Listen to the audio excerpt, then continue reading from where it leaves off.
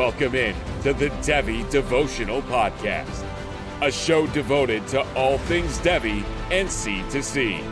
Hosted by John Arrington and Aaron Wilcox. This dynamic duo brings you actionable strategies with player-driven analysis for your Devy and C2C leagues. Let's dive in.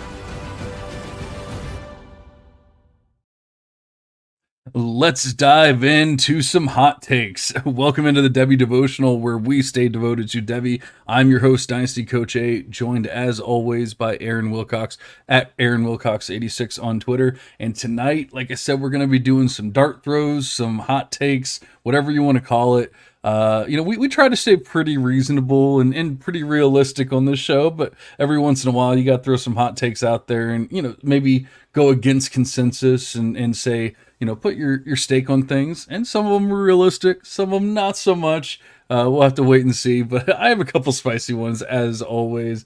But before we start doing that, let's check in with Aaron. How are you doing tonight, buddy?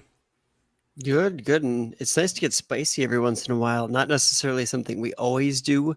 I feel like we typically do a nice job of kind of finding that middle ground and maybe calming down each other's spice when it does happen. So this will be nice for us to just be able to appreciate each other's and maybe rate each other's spice levels here tonight with our takes.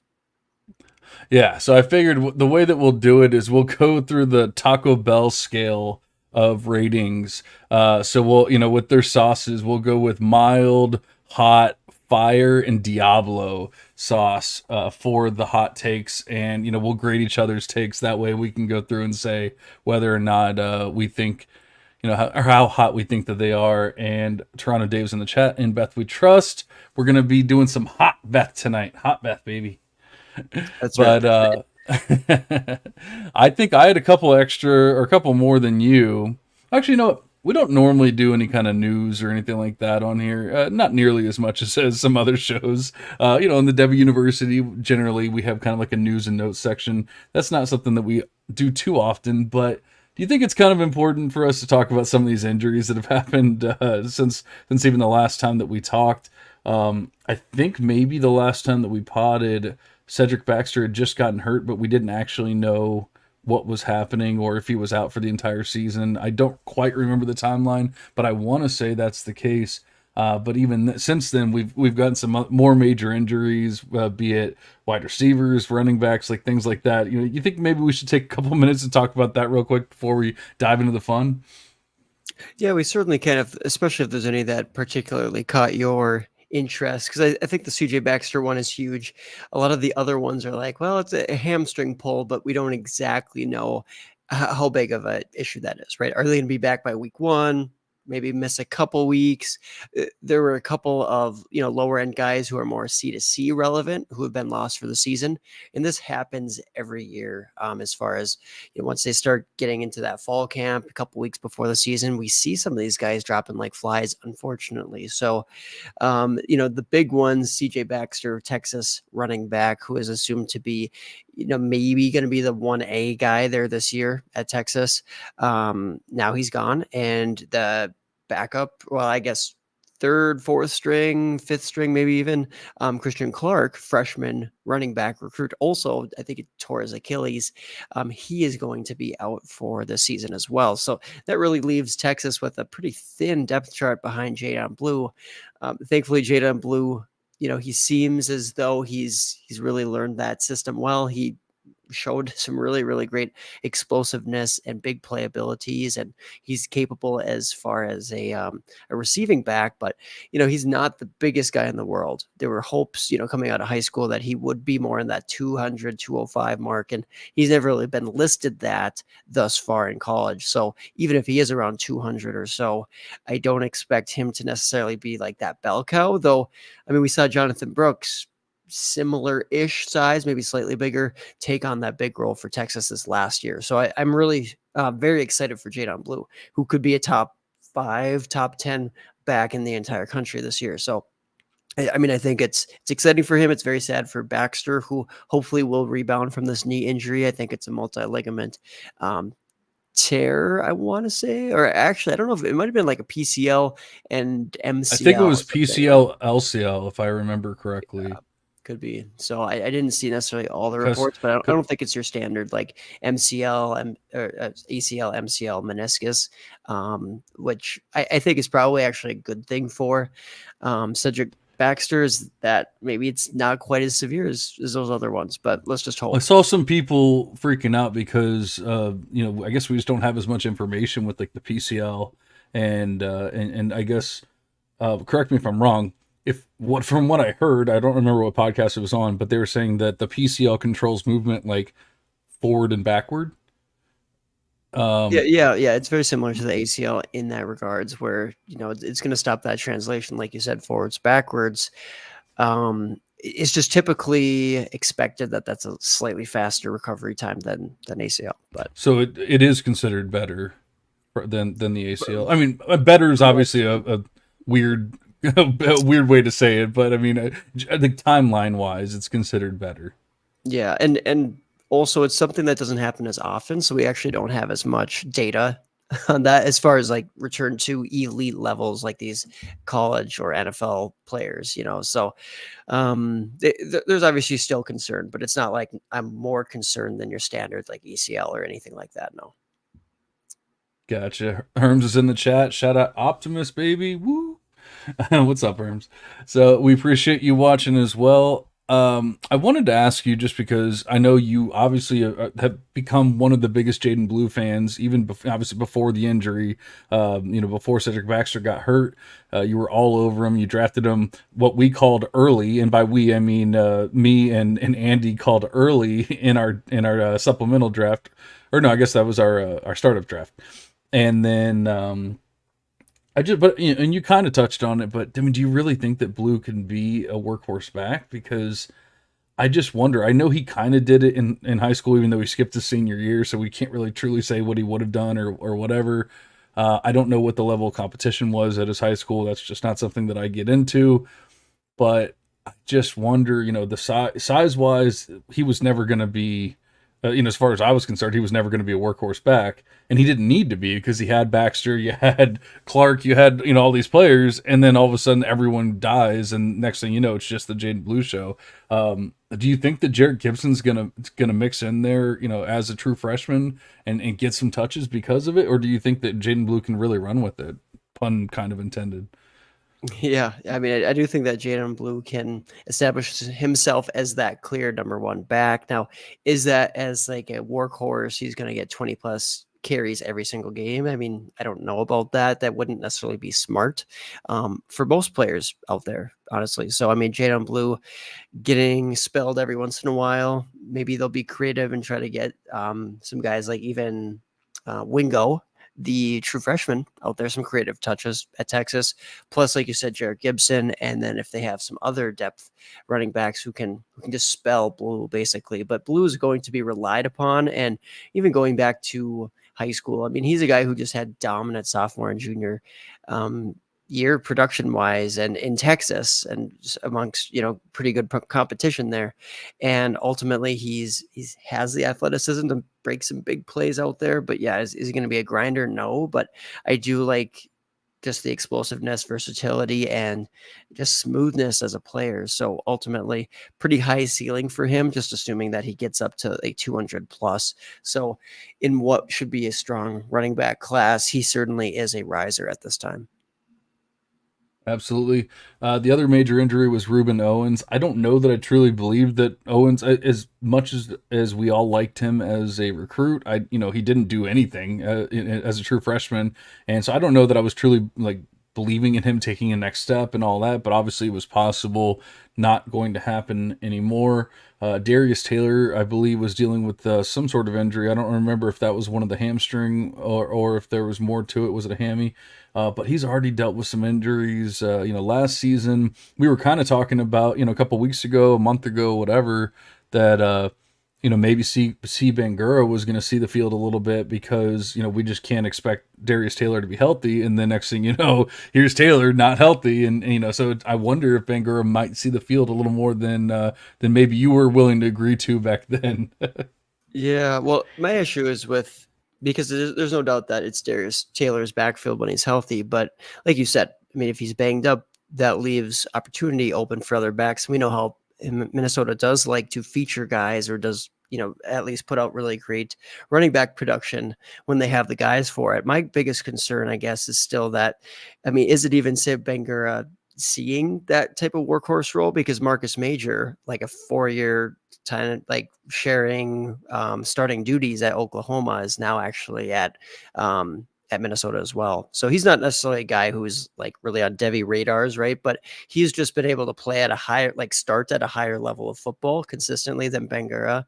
And I don't even like what he did at Ohio last year. Like Bangura he was not very good after a pretty promising season the year before. So his 2023 kind of gave me some pause to really ever think that he's going to be a stud, especially moving up in competition levels. But I just think it makes that backfield a little bit more murky. Ultimately, combine that, and I think Darius Taylor has a pretty intimidating playoff schedule once you get to the fantasy football playoffs. I do think that Taylor's stock is a little bit down in that way, but ultimately, we don't really know enough to say, oh, he's actually going to miss time in the regular season. He still has a little bit of time here with us being almost 2 weeks out from week 1. Yeah, that's fair enough. And honestly, that's probably all the news and notes we need to really truly touch on. Like I said, we're not the news and notes show. We're here to give you some bold takes. Herm says, make a bold take about Roman Hemby being elite or we riot. Man, if you had talked to me about 2 years ago, I think I might have been able to scrounge up some kind of Roman Hemby could be elite take. I don't know if I can do that anymore as much as I would like to. And our fearless leader, Nate Polvolt, says, looking good, gentlemen. Well, thank you very much, kind sir. Aaron said in the private chat, we riot. Oh, man. At one point, definitely an intriguing guy. So maybe he turns it around, right? He makes us eat our words here. And Muhammad Amir Adam says, hello. Well, hello, Muhammad. Appreciate you listening as well. So why don't we get into the fun stuff here and get into the hot takes? Like I said, we're going to do the Taco Bell scale, mild, hot, fire, and Diablo. And Aaron is going to tell me how all of my takes are Diablo. No, actually, I have some that are pretty mild, I would say. And that's what I'll start off here. I have a couple extra ones, or a couple more than Aaron does, so I figure I'll start here. I'm going to go with Damian Martinez is a consensus top 5 running back in the 2025 class by the end of the season. Now, I don't think it's too spicy, right? We're starting off a little mild, nothing too crazy. What do you think? Yeah, as far as spice goes, I'll say that it's a little hot. And not necessarily just because I don't think it's a lock. I feel like if it was mild, that would be something where it's like, yeah, I kind of expect that. Maybe a little bit of spice to it because, this top 5 is not necessarily locked in. Nothing can be that locked in for the running back position this far out. As far as like the non-elite guys, but yeah, I think that there's a little bit of hotness to it. I like it. I am also a fan of Damian Martinez coming from Oregon State over to Miami. I think he has a potential breakout season here, and he's going to just get more recognition for what he does than when he was playing for Oregon State. So I think that the hot part just has to do with this class in general being pretty deep and talented at the running back position, more so than, I think it's impossible or anything like that. So, on the scale, not the hottest take that you're starting off with, but I do like it. It's hot. All right, I guess a little spicier than I thought it was. I feel like in the past we both, once again, like you said, we both are Damian Martinez fans, and I feel like there's a lot of Martinez fans. Like we're not the only ones. But the biggest thing was just where he was playing, and is he going to be drafted from Oregon State? Well, he's not in Oregon State anymore, and so now he's on the national scene. And I just think that if he does what he did last year for Oregon State in Miami, with all eyes on them, especially if Miami is the offense that people are kind of expecting it to be, and then he's a major part of that, I think it's going to be a pretty obvious he's a top 5 running back. Like honestly, I almost wanted to go spicier and say he's the top running back. I don't know if I necessarily believe that, and so that's why I didn't do it. But I could have gone that spicy. But I honestly I feel like it's not that crazy to think. I have him as my RB he's my RB. Actually, he's my RB5 in the class right now. So I guess I'm putting my stamp on it and saying that he's going to be a consensus RB5 by the time it's all said and done. Hey, there you go. I like it. Why don't we get one more out of you before I fire off one here? Okay. So I don't think this one's all that crazy either. In fact, I think that the Vegas odds would tell you it's not that crazy either, because I want to say he's top 3 or top 5 at the very least. But my second one is Jackson Dart wins the Heisman. A little spicy, but like I said, I don't think it's all that crazy. I probably need to bring up the actual Vegas odds to remember exactly where he's ranked, but I know he's up there. I want to say he's in the top 5 at the very least. I mean, I think people are very excited about the Ole Miss offense. The Ole Miss is a team. They're ranked, they're top 10 ranked team, nationally, and we're expecting, or at least I'm expecting Jackson Dart to take another step from what he did last year. If we can get a full season of Trey Harris healthy, and and just getting, what I think, or I'm sorry, if Jackson Dart can take that next step. That's all it's going to take. And we don't have that much as far as competition. Carson Beck, while he is considered one of the top quarterbacks in the league or in all of college right now, I don't think that anyone is really like thinking that he's going to go out and win a Heisman. That's just not what Georgia does. Dylan Gabriel, I want to say is leading the odds as far as the Heisman winner, or maybe he's second in the odds. So like he's definitely a shot, and I actually have a Dylan Gabriel take a little bit later on, not to do with the Heisman, but I just think there's not that much competition, and when everything's all said and done, if Ole Miss can do what I expect them to do, then Jackson Dart, that is, will be in the limelight. He will be considered one of the best quarterbacks in this draft class, and it won't be that far-fetched for him to be the leader or go ahead and win the Heisman. So you made a really good case for Jackson Dart there. I like it. I am asking for a little clarification just because it's been a hot second before you came out with the statement. Did you say that he will win it or that he will be like a finalist? No. He wins the Heisman. Okay. Yeah. I'll say that that's hot then.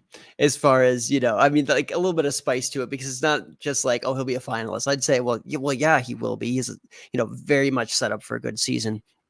But you went the next step and said he will be the Heisman winner for this season, and that's an awesome take. With Ole Miss actually having a better all-around team than they seemingly have had for years, so ultimately that's going to put him in a lot of those conversations, and especially with that expanded playoff. Like I think that they could easily be a top 10 team in college football this season, and Ole Miss, being there in contention will just continue to drive Jackson Dart's hype train up. So I like that.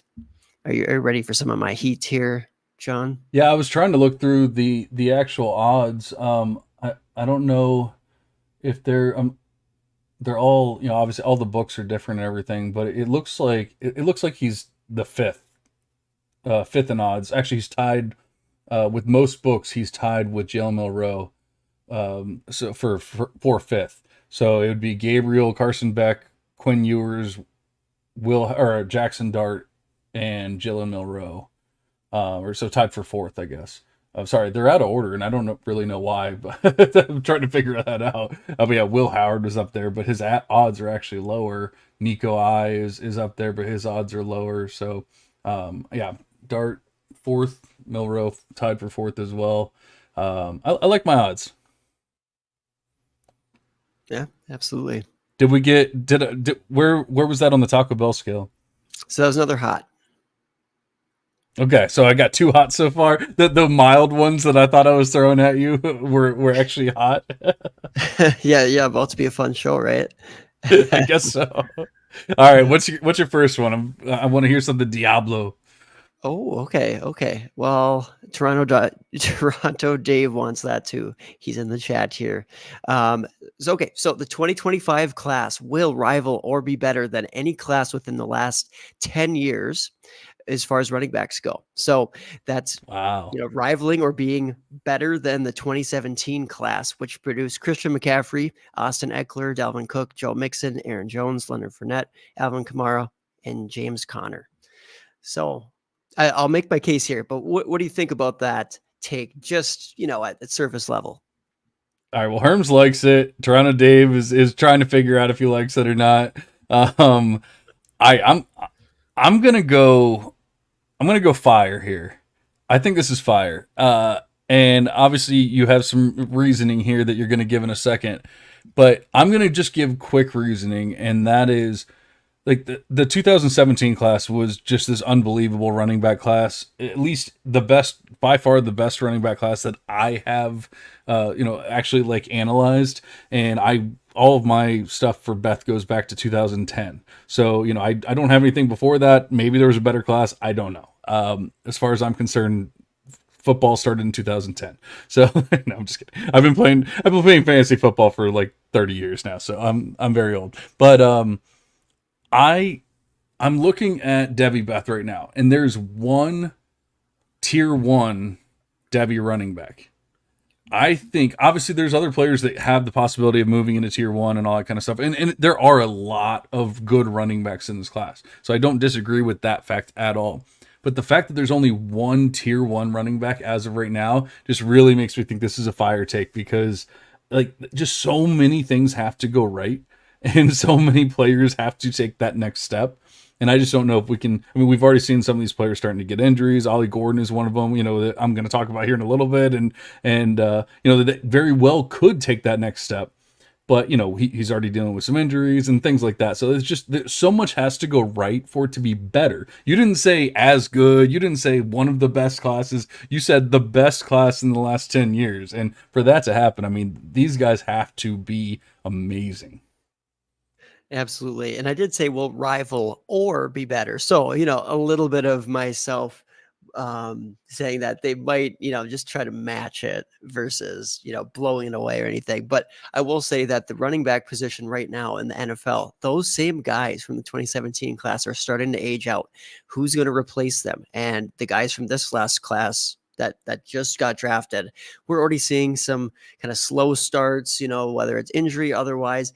Not saying that it's a terrible class. We like some of those guys, but ultimately this upcoming class is just so fun in many ways, and I'm just going to go through that list, and maybe that will kind of make sense as far as just how many guys could step up and be legitimate starters for their whole rookie contract.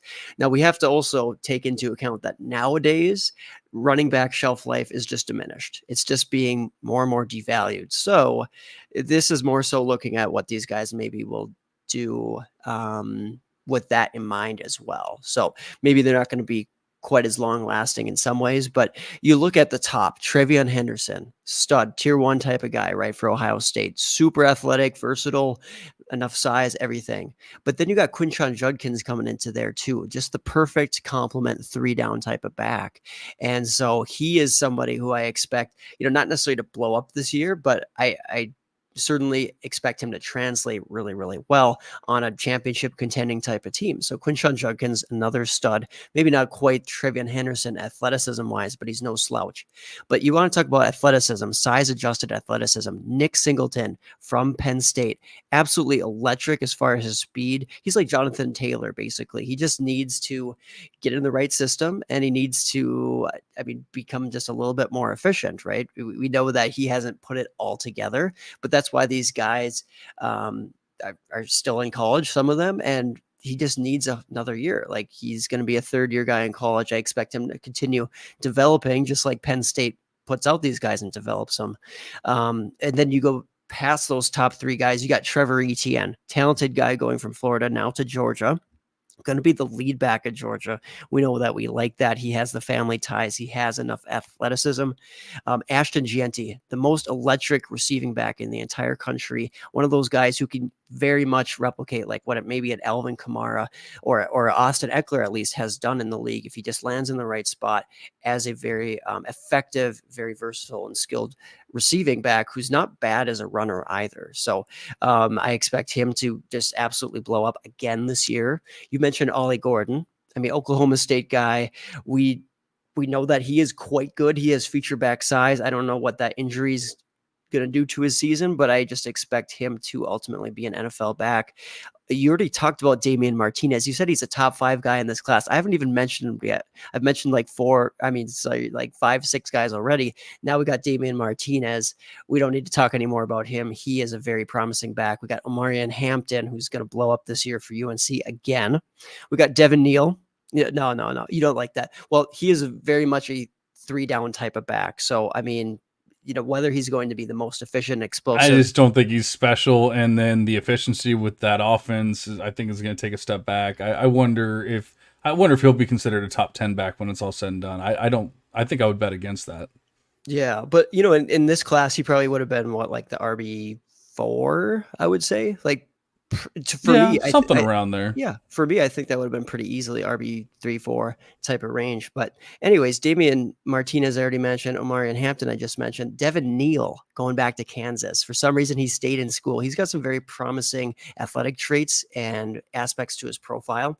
You got Rocket Raheem Sanders. If he bounces back, now, it's not a given that he will, right? We've seen him gain some weight and struggle with some injuries, but at his peak form, he was a top 2 back in this class for you. I remember that. I remember when you were like, Travion Henderson, Raheem Sanders, I want those guys on my team. And, obviously injuries have just really zapped him, and we'll see if he gets back to it. He's got a fresh start. I'm really liking that as an upside pick. I'm not banking on it, however. And then I'm just going to whiz through these guys here just because we don't need to spend 50 minutes on my take here, on my Diablo take. No, sorry, that was just a what was that? Fire. It was I gave you a fire. Toronto Dave gave you a hot. So okay, he calmed. He threw some water on my fire. I guess so. But after that, DJ Giddens, Kansas State. Jordan James, Oregon, going to blow up this year. Jam Miller at Alabama. He might be the RB1 at Alabama. We like that every year that a guy, a somewhat explosive guy at Alabama. That's not every year, but Jam Miller qualifies from an athleticism standpoint. He could be the RB1 this year at Alabama and declare. Jadon Blue, we just talked about, he is now going to be the RB1 clear guy at Texas. Well, what has Texas done the last few years? Bijan and Roshan, and then we got Jonathan Brooks, and next up CJ Baxter. So I think Jadon Blue at Texas. We got Dylan Sampson, favorite of the Devy devotional here, Tennessee back. Explosive, maybe a Bucky Irving type of guy, but better, right? More upside for a 3-down role. We got Katron Allen. He is a guy who has almost matched what Nick Singleton has done, and he's way down in this class. He could very much own a whole backfield at the NFL level. He might not be drafted highly, but Katron Allen's there. You got LaQuint Allen, you got Jaden Ott, you got Gavin Sawchuk, you got Phil Maffa, you got Taj Brooks even. He's more of a plotter, right? But I just listed off Phil Maffa, Sawchuk, Ott. Those guys have some juice to them. Those guys are very interesting and could ultimately beat out a lot of these current starters, or, like Devin Singletary. Like, I almost think that almost all these guys could outplay Devin Singletary. They could be the RB1 on the Giants at this time. I mean, maybe not every single one, right? But motor hate in this economy? I don't know, man. I know. The guy's so proven, but at the end of the day, right? There's just so many guys here that I just listed off that we have hope for. There'll be a couple that drop off, but it's not just the high end, it's the depth. So hopefully we have these guys continuing to develop even further and showcase themselves, and then also stay healthy, especially those top guys, because that's what it's going to need to rival any of these previous top end classes. The top guys will have to stay healthy, and we know that sometimes that's not the case. Already Ollie Gordon is questionable. Maybe you have the updated info about him, but ultimately going to be a fun class. Yeah, they're kind of saying the same thing. It's not anything serious with Ollie Gordon, but who knows? It's college football. Like, not serious could mean like only an ACL or something like that as far as they're concerned. Who knows? We'll have to wait and see if he's out there week 1 and if we really need to be concerned. I'm with Herms. I was trying to figure out when the hell you were going to say Jaden Ott's name, because I was like, man, we've gone way too many names. You're talking about like players that are going to get drafted in like the 7th round, and Jaden Ott's name has not been mentioned here. So I was definitely waiting on that one. I've already said my piece on it, so I'm not going to say too much more on it. I'm just saying I expect Quinshon Judkins to stay in school. So I don't think he's going to be a part of the class. I just think that assuming health for Travion Henderson, which, I mean, you can say what you want to say about it. Like, I'm always going to assume health unless the player's like truly proven it. And I don't think he's proven that he's like that injury prone. assuming health, Trevian Henderson is a better running back as far as I'm concerned than Quinshon Judkins. And while Quinshon is going to get his, and he's gonna probably look pretty good doing it, I just think that it's kind of like what Travion did this year, where they're going to be like, hey, come back, make like $1 million or whatever, stay for your senior year and then go to the NFL. So that'd be my biggest thing, is like, that's one of the top guys that's not going to be in the class, or, in this scenario, in my scenario, not going to be in the class. And you mentioned a ridiculous amount of players, but that doesn't mean that they're all going to get drafted early and drafted highly and all that. We know that just doesn't happen, unfortunately.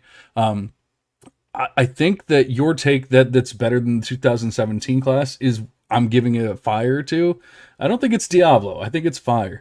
But if you were just saying that this class is going to completely fill all the voids left by all these 2017 players that are turning 30 and doing all that, I don't mind that take at all. So it's really just like, like, they're going to be very important. All these players you just mentioned are going to be important next season. I think that's the important part to take away. But if you start saying that they're better than the 2017 class, man, it's just really tough for me to get behind that one. Yeah, no, I get it. I think I mentioned, I don't know how many names that was. That was a lot of names. So that was a lot of names, and I mean, like, they're all in my top 30 or whatever as well. So I mean, it's not like you mentioned anyone that was insane. Yeah, I don't know. I mentioned 21 names there. 20, yeah. Yeah. I mean, and they're all top guys. Did you even say Donovan Edwards? I didn't even say Donovan Edwards. What am I doing, huh? I don't think you did. That's like a top 10 guy for most folks out there. For me, he's like borderline top 5. I didn't even mention him. Thank you, John. I appreciate you making my point. I mean, yeah, that's I mean, he still has a lot to prove. So, he's not quite proven. But I was just thinking about, like, you mentioned a lot of names, but I don't think you said Donovan Edwards when it was all said and done. All right, enough about the running backs. Actually, we're going to get...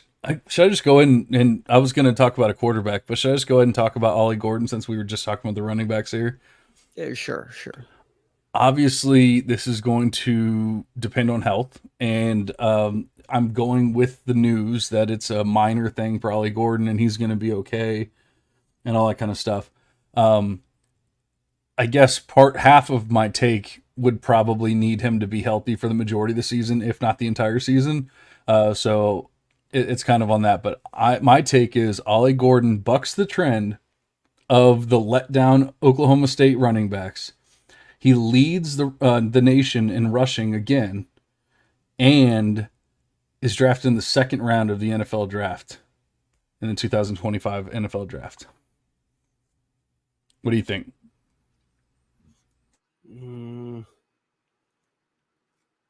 Between mild and hot. Mild and hot? Okay. That's fine. Yeah. That's I'll fine. mix the sauce together, right?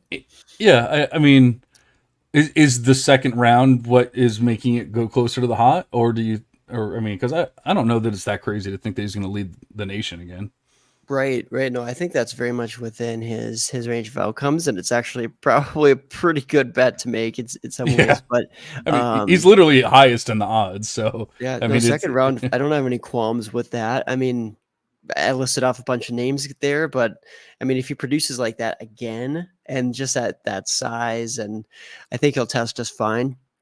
Yeah, I'm willing to say that is probably a mild. I mean, I know I said mild too hot, but I tend to be like mostly mild with a little bit of hot sauce mixed in. There's a lot of people in the Devy and C2C space that hate Ollie Gordon, or hate where he's ranked, hate how much people love him, like that kind of thing. I've heard a lot of podcasters saying how, like, oh man, he's going to be the next Oklahoma State letdown, and that's why I wanted to bring it up here, because I really think this is just different. Like you had Justice Hill, a small running back who was fine in Oklahoma State, but he was never going to be a workhorse back. Then you have Ollie Gordon, who's 6'2", 225 pounds, probably even bigger than that at this point. I think I might have heard he was like in the 230 range or something like that. but even with that size, he's putting up almost a 10% big time run rate, which I obviously love. He has the size, he has a receiving profile, he has everything that you want him to have, and he's going to probably put up another 2,000 rushing yards this year. And the NFL is going to see that, and they're going to. I mean, I guess the only argument that you could really make is the argument you just make, that is just there's so many running backs that maybe he gets pushed back for whatever reason. But I think that's the only argument that you can truly make against him, because if it's a talent or a being in the limelight kind of thing, I don't think you can make that argument. I think he's going to be right there, and he's going to be in the mix when it's all said and done. But I really think he's a second round running back. I wanted to say first round, but it's just not realistic in the NFL anymore, unless you're just that far above. And unfortunately, there is going to be the hate because of Oklahoma State, and they haven't put out the workhorse backs and all that. But I will go back and say, something I've said before, which, like, people talk about how Oklahoma State's running backs have been letdowns and all that, but we still have multiple running backs that are considered starters, or have been starters more recently. Jalen Warren, Chuba Hubbard, obviously Kenny Gainwell. No, that's not. Is that Memphis? Yeah, that's Memphis. Yeah. Okay, yeah, never mind. But there's so many, and Justice Hill has put up decent points and things when healthy. Unfortunately, he just hasn't stayed healthy. But none of them look like Ollie Gordon, and more importantly, not too many of them even put up multiple seasons of being that kind of guy. And if we can see that from Ollie Gordon, I think it's kind of bucking the trend. And so that's why I'm here saying that. And I guess you're agreeing with me because you don't think it's too hot. I tend to agree. And then, like you said, yeah, this class, maybe that's why the second round might be a smidge hot. But yeah, just because of all the depth there that we just talked about. I will say that I forgot to leave out, or I left out one of your boys too out of my 2025 class argument, Jarquez Hunter. Oh yeah. Yep. Oh yeah. I saw that in the chat. Yeah. Yeah. I mean, and I think he's been forgotten by a lot of people. And I mentioned that recently, that he's just kind of a forgotten player, but I don't think he's bad. And I think he is much better than Tank Bigsby. And just think of all the hype that Tank Bigsby got. And so what can Jarquez Hunter do? Now, once again, it's an amazing class and all that. So, I mean, it's more difficult and I wish that he didn't have all of the offseason crap that went on last year, because he probably would have come out this past season, and then that would have been a completely different story for him. But he could get kind of washed out when it's all said and done, but that doesn't mean that he's not a talented running back. And honestly, next year's draft class might be one of the few draft classes where you can say, like, the running backs you're getting in the third and possibly even going into the fourth, they're still viable running backs that you're going to be able to, like, grab and be like, oh, well, I can start this guy this year. Yeah, no, that's all fair. And I mean, I don't need to keep listing off names, but I mean, RJ Harvey could be one of the, top 10 rushers in the entire country this year too. I know he's an older guy, right? But just another name. It's like adding to the list. It's kind of wild right now. All right. Well, so I did Ollie Gordon. I think I still have a few more than you. So I'm going to throw another one out there. All right. I'll let you decide what the level is on this one. I know how I feel about it. Dorian Singer is the first 1,000-yard receiver for Utah since 2013. Ooh. Hot. That's hot.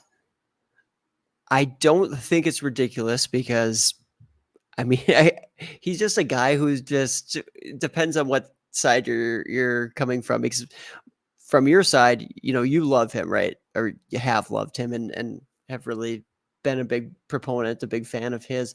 And then there's so many people out there who absolutely hate him. And I'm kind of in between, because I wrote him up in the Devy guide for Campus to Canton, their Devy guide this year. And I was like, he needs to be on there. But at the same time, I'm like, I'm not just sold that he's going to be this stud either there. And I think it's just a hard environment in a lot of ways to get a huge amount of passing volume to a specific guy. But I will say, he has the right quarterback for it, Cam Rising, who likely will have to do a little bit less with his legs and just rely a bit more on passing than previous years, just coming off that knee injury. I do think that Utah could be pretty good offense this season. I mean, I don't think they're going to be great, but they're going to do what they always want to do. They want to play defense. They want to run the ball, but they do have a wide receiver now that is reliable, at the very least. And I think that, if there's just enough volume in that offense, he's a clear number one there. I could see it, but it's hot. I mean, no doubt about it. I was considering fire with this one there, John. Ooh, wow. I mean, let's be real. They're in the Big 12. The Big 12 isn't even necessarily what the Big 12 has been in recent years, because they've lost quite a few teams to other to other conferences. The Big 12 is probably pretty close to what the Pac-12 has been in the past, like defense wise and things like that. So you would kind of expect them to do similar things to what they were doing, even though they changed conferences. I don't think too much has changed from that. Cam Rising is another year older, and so he probably could take another step. And he already showed that he's a very good college quarterback at the very least. I don't think anyone's sitting here thinking he's going to make it to the NFL or be some stud in the NFL or anything like that. But he could easily put up 4,000 passing yards. Like, that's not going to be an issue. He's already gotten pretty close to it, if I remember correctly. In the spring game, Cam Rising threw for like 220 yards. Dorian Singer had 92 of them. So that was like not a full game, so like a half a game or whatever. And Dorian Singer already put up almost 100 yards with that. Dorian Singer in his sophomore season had 1,105 yards and 6 tutties at Arizona. Then everyone remembers the USC year last season, but man, that offense was just a mess. I mean, like they didn't know what they were doing. And unfortunately, Singer's a little more of that intermediate level kind of receiver. And that's not what USC wanted. They wanted either short screens to Zachariah Branch or deep bombs to Taj Washington. Like, those were like your two options. They didn't need the in-between. And, playing against Colorado and these other schools that they were putting 500 yards and 8 touchdowns up against. And so, Singer just kind of got pushed out. But I believe, with all the hype that he's gotten, with what Cameron Rising has said himself about Dorian Singer this fall, the spring, everything, man, I'm really excited about it. I think he could easily have another 1,000-yard season. And I think he honestly, I want to say more, but I want to stay somewhat realistic. So that's why I'm saying he's just going to break that threshold. I'm not going to go beyond that, because then we're going to get into Diablo territory, and I don't want to be that crazy just yet. Hey, man, that's fair. So we've done some running back ones, pretty running back heavy thus far. So I'll hit you with a wide receiver one here. How about that? And so Emeka Egbuka, Ohio State wide receiver, he will be ahead of one of these players, Tet McMillan, Burden, or Evan Stewart, by the end of the season in consensus ranks and draft capital. The consensus ranks as far as draft evaluators and Devy/rookie draft valuation. So not only beat, at least one of those guys in production, but then also be ranked and valued ahead of one of those big, quote unquote, big 3 guys that he's typically ranked behind. What do you think about that for Emeka Egbuka? I think this is about as mild as you can get. The only thing I'll say is that I'm just such a non-believer when it comes to Will Howard that, like, I still have this thing in the back of my mind that just goes, what if they're just that bad? But beyond that, Egbuka's my wide receiver 2 in the class already. Not like he needs to know, he's already there. And so he's my wide receiver 2 in the class. So like I'm saying it's about as mild as you can get. Like I said, there are some concerns with the offense, new quarterback, all that kind of stuff. But I think he's clear-cut. He's going to be the clear-cut wide receiver 1 on his own team, which he was not in the past for obvious reasons with MHJ. As good as people think Jeremiah Smith is going to be, and he probably will be, I think, the spring and probably even the early fall practices kind of shows that Egbuka is just that guy. And yes, Jeremiah Smith's going to be really good, but he's not quite at that level yet. He needs time to develop and do all that kind of stuff. Egbuka's already done that. So assuming health, I think that's really the only thing we can really say at this point, beyond the quarterback situation. But I don't think there's really a reason to think that Egbuka is like injury prone or anything like that either. So I think there's no reason to assume anything but health. Yeah, I like it. I think we're both in agreement here, right? You rated it as mild. I think for some out there, they might not believe that as much. So great. I mean that might even be like no sauce, it's just like you didn't even throw any sauce on there. You're just like, nah, I'm just gonna raw dog this taco and I love the take though. Well, good All deal. right, Let's hear one of yours. Get a little spicier. Okay. Okay. Quinn Ewers loses the starting job to Arch Manning this season. And Herm says, raw dogging tacos in this economy? I know. But, all right. So do you have any specific timeline for that to happen? Yes. Yeah. And I was gonna caveat that because obviously that could be, whatever, but it could be like, oh, week 12 or week 13 or whatever. No, I'm saying after week 8, after they play Georgia in week 8, because they have Michigan in week 2. That's a loss, most likely. I would assume that's a loss. Oklahoma in week 7, rivalry game. Oklahoma's probably I don't know. I want to say Oklahoma's a better team. I know that like Texas gets a lot of love right now, but like I've talked about in recent shows, like it's so unproven. There's like who's proven on that team, especially now that not that Cedric Baxter was even proven, but like now that Cedric Baxter's gone down and everything. Man, I just don't know. I know we like a lot of players. We say there's a lot of players with upside, but I don't know that anyone's truly proven. And we love Jackson Arnold. We love Deion Burks. We love Nick Anderson. We love Taylor Tatum. We love Gavin Sawchuk. We love all these players. Like Oklahoma might just be the better team. Like honestly, when it's all said and done. But even then, it's a rivalry game. You know that it's going to be a good game regardless. And we've seen that game be the difference maker, or be what's the word I'm looking for? Like a starting point or a transition point for quarterbacks in the past. We've seen that with Spencer Rattler and whatever his name is, Caleb Williams. There we go. That's the name. And but then the next week, okay, regardless of what happens in week 7, the next week they go up against Georgia, one of the best, if not the best team in the entire nation. They're not winning that game. And so I just feel like at that point, there's a very good chance that they have at least 2 losses, if not 3. And at that point, they go, you know what? Let's see what we have in Arch. And, I think it's a combination of let's see what we have in Arch and them figuring out yours is just not the truth. Okay. You made a pretty good argument there. I know where you stand. We've had this conversation with Quinn Ewers before, but I'll try to stay unbiased, right? Just because I've heard it before doesn't make it any less spicy. So I will say this one seems fire to me.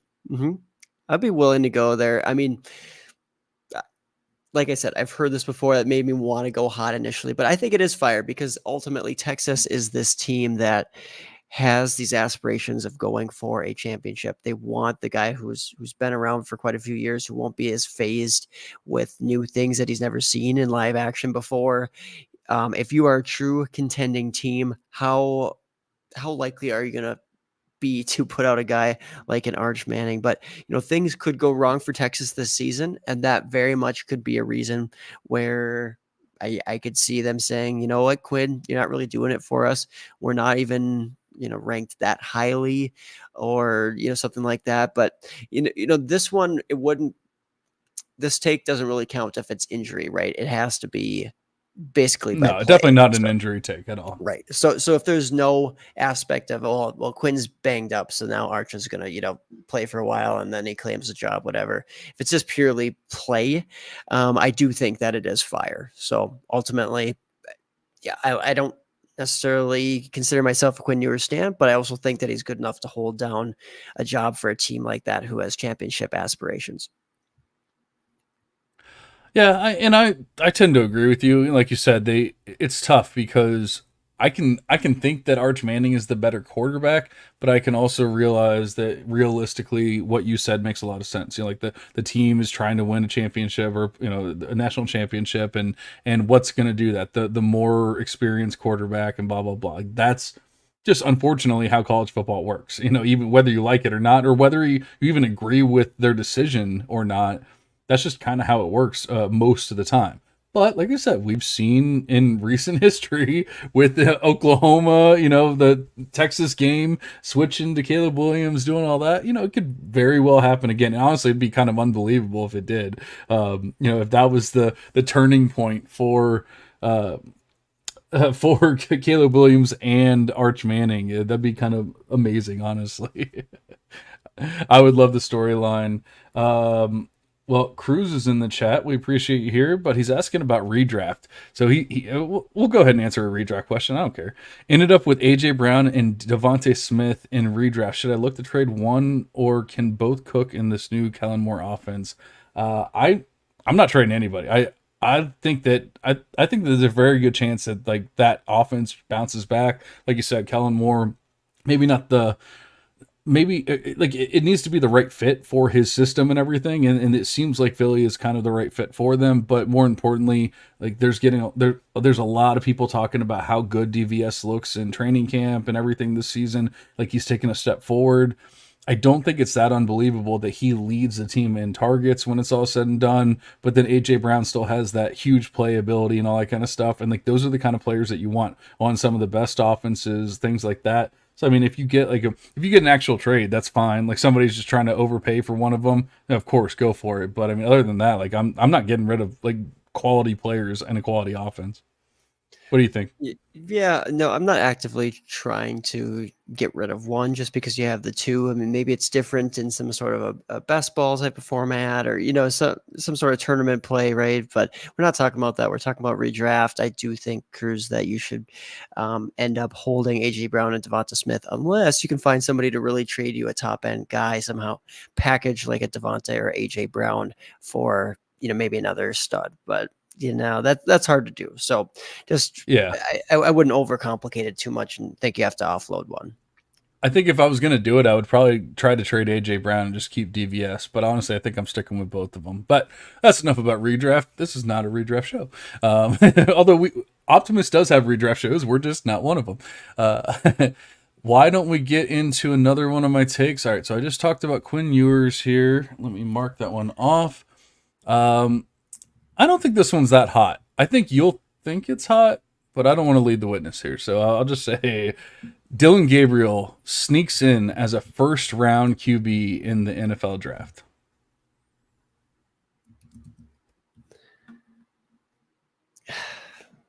Man, you're pushing it here. I am. You really are. I say it's. See, my issue is that if I rate anything as Diablo, I'm saying like basically I can't see it happening, Right. and it's not that I'd go that far, but I'm so close. I'm so close to putting Think the about Diablo what on there. just happened with Oregon and the NFL and their QB. No. And then think about Dylan Gabriel. Yeah, but Dylan Gabriel, and this is a stupid reason, but the NFL loves these big, fast, strong guys. And Dylan Gabriel is literally none of those things. He's not a great scrambler. He's not a big guy. He doesn't have the biggest arm. He's like a 6-year dude. He's been around forever. The NFL has told us that we don't want Dylan Gabriel. Like we don't want him in round one. He's had this opportunity for years now, and the NFL has just repeatedly told us, nah, I'm good. So for him, and he's set up in a great situation though. So I mean, I understand where you're coming from here, and that's why I'm going to say it's fire. And so I'm seeing where you're coming from, but I'm still saying it's crazy. I don't see Dylan Gabriel as a round one guy, but not saying it can't happen. It's not that Diablo with 1/1000th of a chance. No, not like that. But yeah, I think that one's pretty fire. I mean, I can see it, and like you said, he's a 6th year quarterback. So I mean, it has to be fire, right? Like it can't be a mild take. He's a 6th-year guy, but we just saw a 5th and a 6th-year guy get drafted in the first round of the NFL draft this past season. And so I don't think it's insane. And honestly, I think Dylan Gabriel's better than both of them. So I get the size concerns and everything, but I just think he's gonna have a special year. I understand they're switching conferences. It's gonna make it more difficult, but I just think that Dan Lanning system is just gonna be good enough, and he's good enough. The system, the players, everything's just good enough to where it's not going to be a problem at all for him. And I don't think, like, this is not me saying he's going to be some like top 5 NFL draft pick, but I think he could squeeze into like, pick 32 of the NFL draft or something like that. And so I'm just saying he sneaks into the first round, or maybe, I mean, I don't know, maybe this is like this is losing this is like losing the take, but like maybe like a Will Levis first pick of the second round kind of deal. But like I think he's gonna be up there in that range, basically, is what I'm saying when it's all said and done. Yeah, you know what? That's fair. Yeah, like I said, I called it a fire take. I'm going to stand by that, and I think, like you said, it kind of has to be with a guy who's been around for that long, and he hasn't, been called to the NFL yet. But okay. Well, Herm said, shout out to the Optimist redraft shows and therefore himself. The Herms definitely does the redraft shows and articles and all that kind of stuff. So make sure you're following him and listening to his pods when they come out on this feed. Hollywood is also in the chat. What's up, Hollywood? Appreciate you being here. I have 3 more. How many do you have left? 1? 2? No, I do have like 3 more as well. Oh, do you? I want to Okay. say, all right, then shoot. You go. Well, do you want a quarterback, running back, or QB centric one here? All right, so I'm just gonna bury the lead here. I'm gonna finish on a QB one, and then I have a wide receiver one, both of which are pretty hot. And then I have a wide receiver one. So why don't you get the running back one? Why don't you do the running back, and then we'll get into 2 wide receivers or 3 wide receivers or whatever, and a couple quarterbacks. Okay. Running back one. Branson Robinson will be the RB2 at Georgia by the end of the season and the lead guy for Georgia next season in that running back room at Georgia. Branson Robinson. He's back. Man, you said that with conviction. I almost have to believe you just the way you said it. I mean, and this is not Aaron spewing hot takes. That's not what he does anyway. Everyone that's listened to our podcast knows if anyone's going to spew a hot take, it's going to be me. Aaron really doesn't go crazy or hot takes or whatever, but he just traded me. I just traded him. I should say, Branson Robinson. He traded me. It was a 2-round switch. I think it was 4th and it was 6th. like trading down, from the 4th to the 6th or something. Or I was trading down. I don't even remember who I took. I just remember it was a 2-round trade up, and I threw in Branson Robinson. I honestly didn't want to do it because Aaron was the one asking me. Just because I'm like, well, he's a doctor of physical therapy. So, like if anyone's going to have this like conviction on a medical take, it's going to be him. So if he's doing it, then maybe I should think that the guy's going to be okay. But then I started thinking about it. I'm like, I was already kind of out on Branson before the injury. I had my concerns. I expressed concerns on this pod, and I said I would be kind of remiss if I didn't stick to my guns on saying like I already had concerns and everything. And so I was like, you know what? I'm not even going to make this the injury take. I'm going to make this he missed time. He's gotten drafted or recruited over, whatever you want to call it. And I just don't think he's going to be in the grand scheme of things like a big part of the picture. More so than even like he couldn't possibly get back to health or anything like that. So I kind of took that out of my mind, and I just said, I already had concerns. Let's just get an extra 2, let's move up 2 rounds, get whatever player I got, and just be happy with it. So we'll see who's right and wrong. And I mean, honestly, like, I think it was very fair when it was all said and done, because obviously you're taking on 100% of the risk and all that kind of stuff. But that goes with, that goes along with the spiciness here. So you said he's going to be the number 2 back this year, and then the lead back next year. Is that the correct take? Right. By the end of the year, he will have seized that, basically the RB2 spot after Trevor Etienne, and he will be the one guy going into next year, the number one back. Okay, I don't think it'd be fair at all to say Diablo. I mean, it's definitely not impossible or anything like that. It's not like unbelievable, but I will say Fire just because I mean they have so many. Like Trevor Etienne is obviously like the best running back there, but Roderick Robinson is no joke, and I really like him as a recruit, as a prospect, whatever you want to call it. There's no reason why Robinson can't be the number 2 this year and the number 1 next year. Roderick Robinson, that is. And then they've brought in other players, and they've shown the propensity to bring in other players from the transfer portal and things like that more recently as well. So there's no reason to say that they won't bring in another Trevor Etienne or somebody of that ilk next year. And I just think, like I said, I don't think it's unbelievable. I don't think it's insane. I just don't know if I believe it. And I already I had concerns. Branson Robinson did not look amazing when he touched the field in his true freshman season. Okay, well, I did think that he looked good, but I wouldn't say necessarily amazing. But coming out of high school, the guy was a beast. And this is more so a take on that Georgia locking up the backfield there. This is not saying like he's going to be some sort of elite NFL prospect, this or that. I think he's just going to be good enough and experienced enough ultimately. He's kind of like Nick Chubb in a lot of ways, where just that athletic freak and that physical freak from a strength standpoint. I can't speak to the athleticism as far as like long speed and this and that, comparing him directly to Chubb. But as far as just some of the ways that they're built and motivated and just absolute animals, Branson Robinson, I do think, can bounce back from this injury. Now, you call it Fire, so obviously you think it's spicy, but let me just set the scene a little bit here, because like you said, Georgia typically is a very packed place, right? Hard to kind of separate yourself, but Kendall Milton and Dewan Edwards are gone. Andrew Paul is gone. He's transferred to Jacksonville State. We have ETN coming in. Well, I'm conceding that, yes, ETN will be the lead back for sure, lead role this season. Then he'll go on to the NFL. But then after that, we have Roderick Robinson, who are very small sample last year, beating up on, subpar teams, garbage time, whatever. And the guy has not actually really separated himself based on all the things that I'm hearing this fall and this summer. Like, they like him. He's definitely going to be involved. There's no doubt about that. He can wear down defenses. It's great in the SEC. But is he going to be difference making? And that's not even, he hasn't even been injured. So I'm not predicting injury for him or anything like that. I'm just saying that to this point, there's just kind of, it's a little surprising around Roderick Robinson. Doesn't mean he's bad. Obviously, everybody's excited for ETN there. But I think that after Roderick Robinson, there's just not a whole lot there.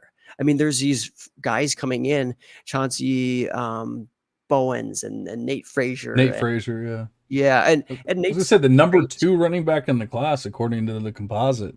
Right. Yeah, and I don't dislike him. If you go back to our pods here and listen to like some of the fresh incoming freshman breakdowns, like I did like him. I think I have him borderline top 5, but he wasn't even the best back on his high school team. He's a converted wide receiver. Yes, he has enough size, but he's just not good in between the tackles. I don't think Nate Frazier's taking that job anytime soon.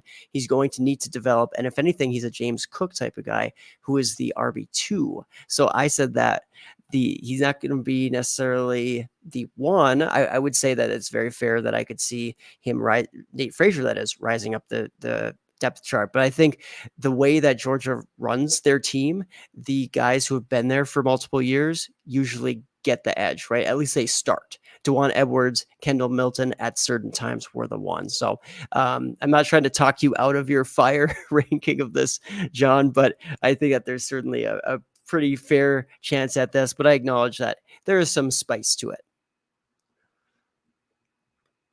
Yeah, and I mean, like you said, it's not unrealistic, and that's the whole point. I mean, I think not even say that Diablo is necessarily unrealistic. It's just like maybe improbable. So I don't even think that I don't think it's Diablo.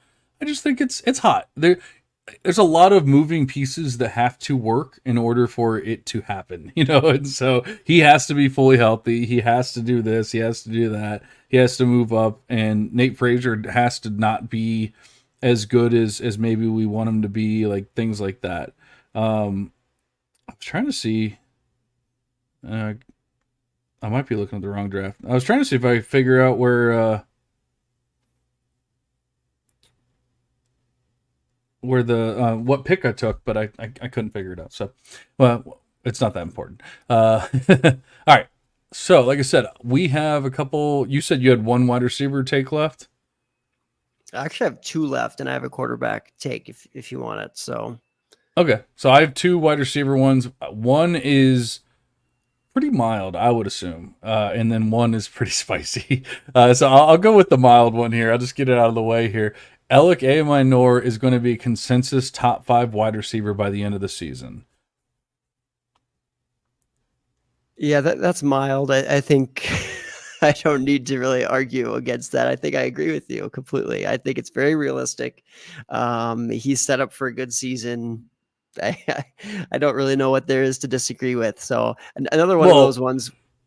When I posted my top 5 wide receivers for the 2025 class, and I want to say it was April, I got a lot of backlash for having Aminor in my top 5. So, I mean, I get that I'm saying it by the end of the season, so it's giving people time to catch up.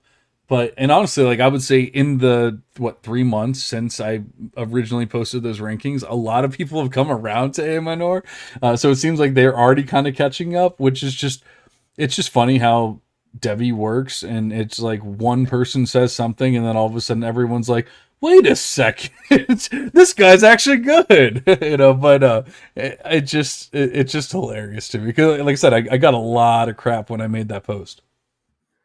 Yeah, and that is completely fair. It's just like looking at this class a little bit further. That's one of the things that the model gives you the edge on. It can be, really nice in some ways to doesn't take you time to break down on the film and compare these film scores and, compare play styles and how they're going to fit and what they're going to do next season and all these different things that go into making rankings for a lot of folks. It just kind of gives you like, hey, this guy balled out. There's some signal there for him to, if he continues on this trajectory, to be a top 5 guy, maybe top 5 guy already. And you look at this class and it's Tet McMillan, Arizona. Okay, yeah, he's a stud.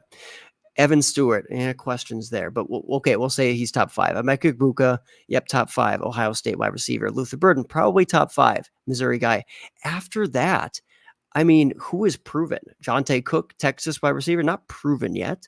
You look at Travis Hunter. Is he even a wide receiver? Like if the raw talent is there, I could see him being a top 5 guy right now. Or even going into by the end of the season, I'm just not sold that he's just going to show us that he is head and shoulders above Alec Aminor. And then there's other guys in this class like Barry and Brown. I'm trying to even think like Squirrel Tez White. Johnson, Squirrel White, Torrey Horton. It's like, no, I don't really see those guys. So the more I think about it, it's not necessarily if having almost anybody at that 4 or 5 slot right now in the rankings seems hot. So definitely, credit to you for not being afraid to put that out there early in the process, but it kind of makes sense the more you look at it, right? It looks wrong when you put it out there, but then you start thinking about how does this class stack up this upcoming season. Totally makes sense. It seems mild to me at this point in time. We could have done the show, 6 months ago, and maybe I would have put like a hot or fire on there, but yeah.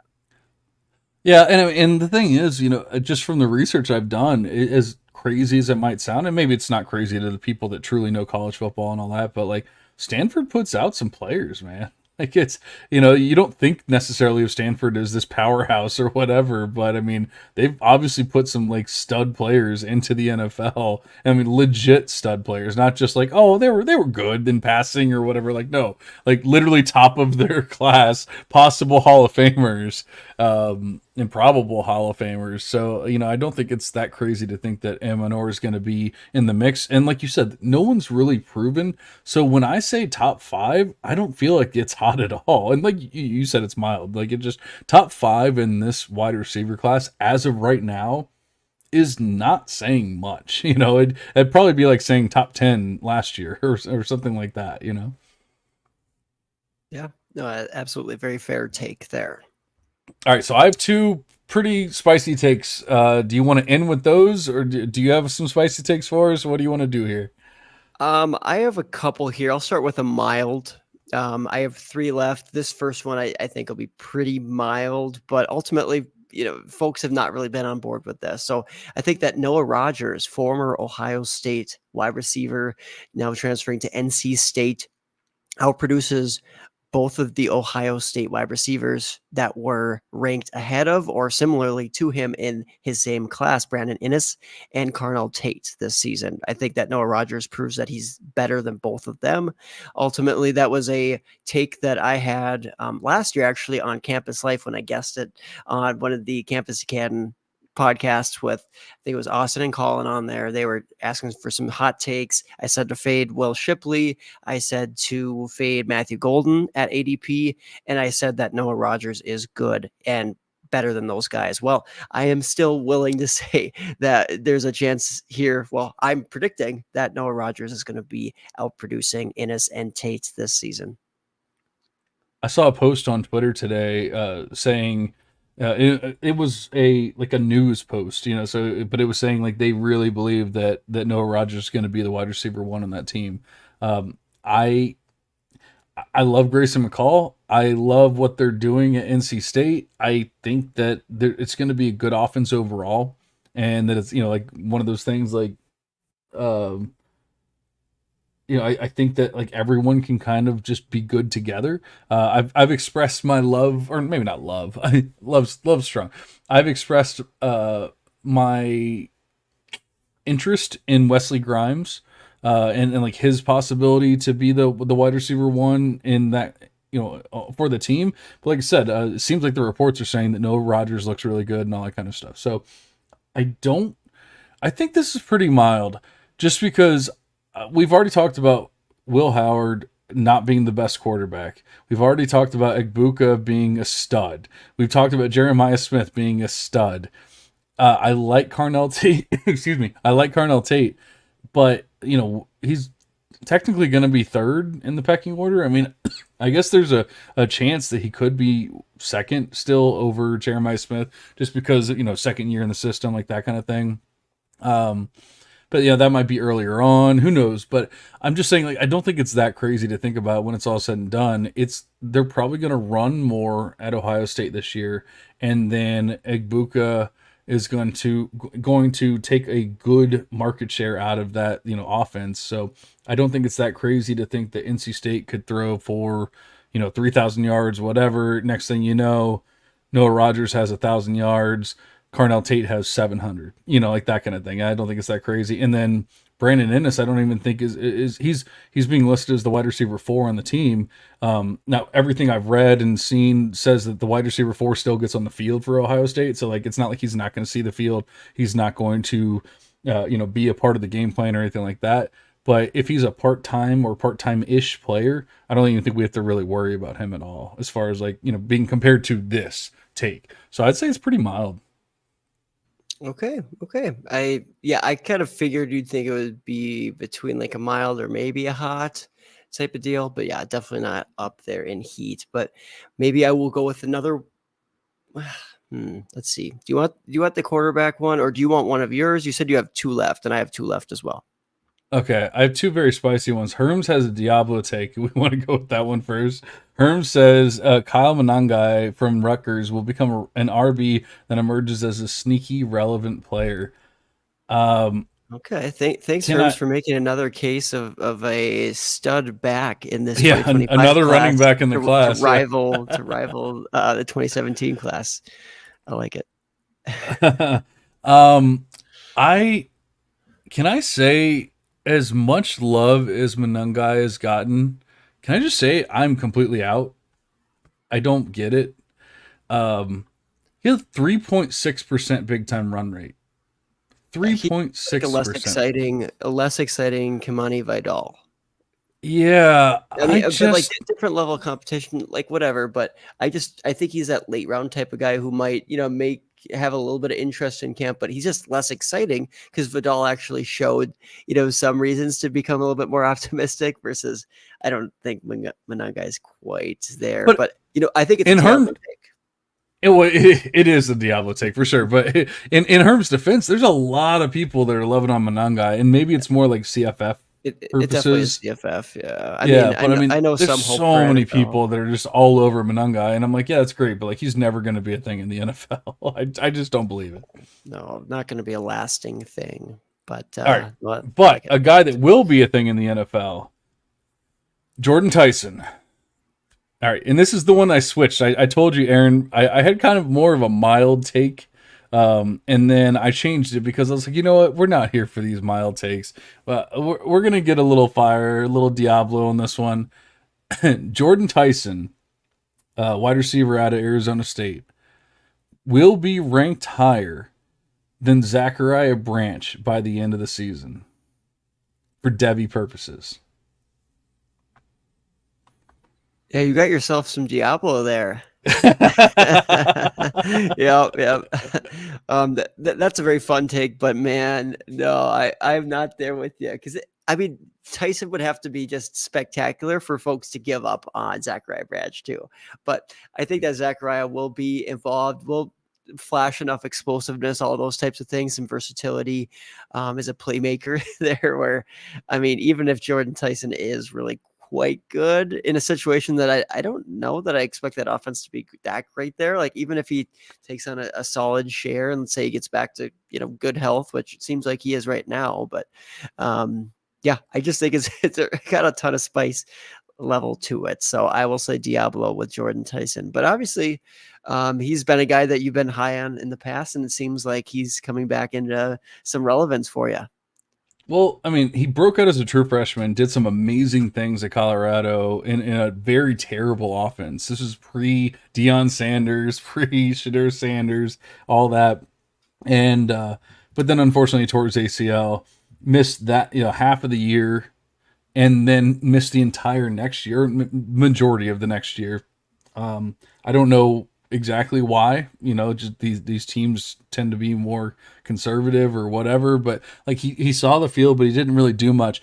But I'll tell you what, man, every single post every day from the beat writers in Arizona State are just like, Jordan Tyson looks legit. Here's this Jordan Tyson touchdown. Here's this, here's that. Sam Levitt's legit. All of a sudden it's like, man, we have a quarterback, we have a wide receiver, there's a connection. Literally today, they did a scrimmage. The first pass that Sam Levitt threw was a 36-yard touchdown to Jordan Tyson, or 32, whatever it was. It was a 30-ish yard touchdown to Jordan Tyson. I just think that the player's special. I really do. I think he's a special player. I get Arizona State's not exactly exciting, but it seems with Levitt getting some hype and things like that, like maybe it's a little more exciting than in the past. And Zachariah Branch has already been getting talked down by a lot of people, saying like he really needs to learn how to run routes more, better. Not more better. I was trying to change the word to better. He needs to learn how to run routes better. And he didn't do much last year. He was all around the line of scrimmage. It was all like, yes, the dude is athletic as hell, but you need to be more than athletic. Now, Miller Moss just got named the starting quarterback. Miller Moss is not a good quarterback.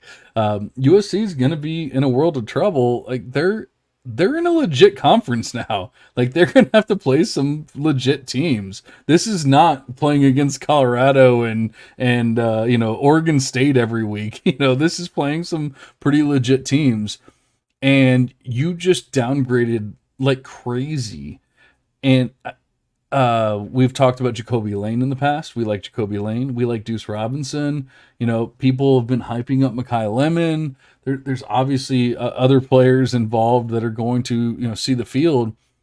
If we're already hearing reports that Zachariah Branch is kind of like disappointing as of right now, I don't think it's that crazy that all of a sudden he's just kind of out of the picture, like, for people, for Devy purposes as of next year, and Jordan Tyson's in the picture. And that's all I'm really saying. Now, I will say, you can tell me what you want about the Zachariah Branch thing. The original take, because I said I kind of like spiced it up for the pod. The original take was that he was going to be ranked higher than Matthew Golden. Right. That's a little bit more on that. Like it's hot, but it's not, out of this range of possibilities. That's for sure. So, yeah, no, I had to drink a little bit of water there, not gonna lie. I literally did, everybody, but no. As far as USC schedule, I mean, that's fair too. It gets more difficult, but I mean, again, you're playing some teams like Minnesota, Maryland, Rutgers, Nebraska, Utah State. It's just not necessarily inconceivable that Zachariah Branch has some solid stats there this season. Even if he isn't clear number one guy there, we know there's some talent at USC. So ultimately, Tyson's going to have to ball out. So I think that as bold for sure. I'll give you a one that I thought was bold, but I mean, maybe if it was a different ranker than you might you might think differently of this because you might actually like this, but I still think it's bold in the reality of it. But it's Trey Harris, so not Antoine Wells, not Jordan Watkins, not Aiden Williams or anybody else on that Ole Miss roster. Trey Harris will be the alpha who will put Jackson Dart on the map for Heisman contention, and Harris himself will be in contention for the Blitnikoff. He will be a Blitnikoff Award finalist amongst wide receivers this season. I think it's pretty mild, and like you said, maybe it's for us it's a little different than for most people because it probably would be at least hot for most people. I considered doing Trey Harris as a take on this pod, so like this is not crazy or anything like that. Here's the only thing. So I know for a fact that Trey Harris got hurt at some point in the season, but I was trying to look for like an obvious timeline, and I went back to his game log, and there does not seem to be an obvious timeline of like when he missed time, because he didn't actually miss time. He played. I want to say he played 13 games or something like that. He played most games, if not all of the games. But yeah, there just didn't really seem to be like a true timeline beyond the fact that maybe like he started doing worse. But it wasn't like this obvious thing like, he missed 4 games or something like that. So that's the only thing that I would say, for the haters, the people that don't want to believe in the take, is, it's really difficult to be like, oh, well, he was still playing, but, he just wasn't as good, like that kind of thing. But we also know that kind of stuff happens. Like Jordan Addison a couple of years ago, did something very similar where he was still in the field. Josh Downs did something extremely similar where he was still in the field, but man, he was not the same player. Like he just was just hurt, and it was very obvious. It was almost even more obvious with that. So I don't know if you remember the injury and when it happened, all that kind of stuff, but like I couldn't remember exactly when it was, and I couldn't remember exactly, or I couldn't really like point it out just by looking at the game logs. Yeah, I'd have to go back and look at it, but it might have been one of those injuries too, because I do remember it happened. It's not like, he wasn't banged up, but it might have been one of those deals where it coincided with like a bye week, so that allowed him, a week of rest, and then he came back and he wasn't really 100% type of deal. So I suppose folks won't really take that fully serious. But as far as prior notable winners too of the Blitnikoff, yes, there's been studs: Marvin Harrison Jr., Devonta Smith, Jamar Chase, Amari Cooper. But I mean, there's also been the Jalen Hyatts, the James Washingtons, the D.D. Westbrooks, the Corey Colemans, the Marquise Lees. I can keep going there as far as guys who are pretty meh winning that trophy as well. So, and it's not like they all come from one school either. So, there's a vast there's a good variety of schools there where winners will come from, and ultimately you don't have to be a stud in the NFL to win the Blitnikoff, or you don't have to be considered like the number one wide receiver in your draft class to win. So I think that's going to help out Trey Harris, because I don't think he is like a top 5 guy at this point, but he's certainly in contention as far as, probably a day 2 type of wide receiver next year for sure. And you already made your claim earlier that Jackson Dart will be in the Heisman contention. Well, his counterpart here, Trey Harris, is going to be a finalist for the Blitnikoff with this take. And so Antoine Wells, he's already banged up. I mean, that guy just can't stay healthy. I think Trey Harris is going to benefit. Yeah, and I'm looking at an article, and it says Ole Miss Rebels receiver Trey Harris has become one of the top players at his position in the SEC despite missing 2 games to injury. But then I'm looking at the game log, and I'm the only time I'm seeing missed time is from 11:23 to 12:30. He missed a month, so that must have been it. He missed some time in between then, because I don't think there were. Maybe there. I don't know. Was there a month in between their in between their last game? I don't know. So yeah, there's something's going on there. I can't quite figure it out. I remember for a fact that there was an injury for sure, and obviously you remember that as well. So it's not just me, talking out of my ass on this one. I don't think it's that spicy. I really think, and as much as I like Antoine Wells, Juice Wells, it's just really hard to like. You missed the entire year last year, man. Like you just didn't do anything, and there was no even like real talk about like what the injury was and everything, and that's just more of a probably a college football thing than anything else. But it just seemed like he probably could have played and he didn't. I don't know. So I'm just kind of all out on Antoine Wells as much as I would love for him to be a thing. And he's also, I think Wells is a 6th-year player at this point, is he not?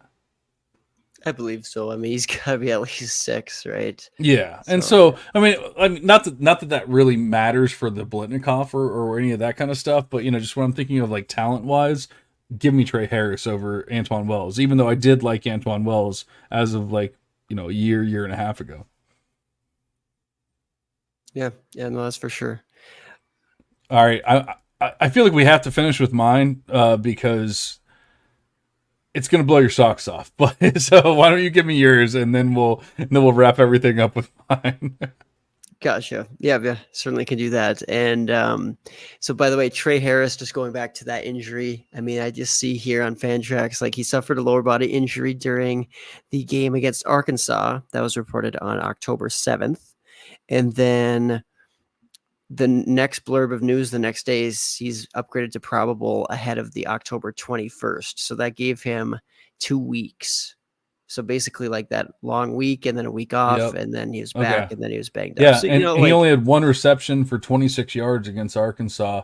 And then he came back 2 weeks later, a couple weeks later, whatever, against Auburn and had 4 receptions for 102 yards. So, maybe that little blip in the middle was enough for him to not really be on people's radars, even though he really did have a pretty good season. Oh, right. Yeah. And he did, fairly, like he did solid against Vanderbilt when they didn't really need him to blow up the next week, and then blew up against Texas A&M, and then he got shut down by Georgia. Okay, well, I'm not really going to hold that against him that much as far as that goes. But anyways, as far as my final take here, Jackson Arnold will be the QB1 in the 2026 class and the 101 pick in the NFL draft. Jackson Arnold, the Oklahoma quarterback, for anybody not familiar. So, this was my first year doing Fresh Bath, actually like having an opinion on recruits and all that kind of stuff. And Jackson Arnold was my QB1 when it was all said and done, going back and looking at last year in Fresh Bath. Not only was he my QB1, he was the only QB in last year's draft class that was in tier 1. And so, when you think about how that, and this is completely in hindsight at this point, even though technically it's not, because it's a unbiased way of looking at things and all that. But it's also technically in hindsight because I'm talking about it after the fact. But think about how people were saying like it might be one of the best recruit classes that we've ever had. 5 top recruits, and they're all these 5-star. We have Jackson Arnold, we have Malachi Nelson, we have Dante Moore, we have Nico I, we have who was the 5th one? I can't think of it now.